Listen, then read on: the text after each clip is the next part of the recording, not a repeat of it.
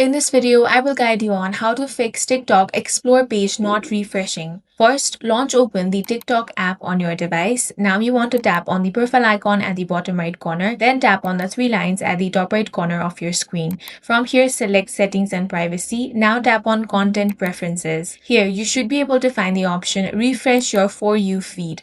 Select that and tap on Start. This resets your recommendation and refreshes the feed. Next thing you want to do is clear TikTok cache. For that, on your settings, scroll down and tap on Free Up Space. Now tap on the option of Clear Cache, then tap on Clear.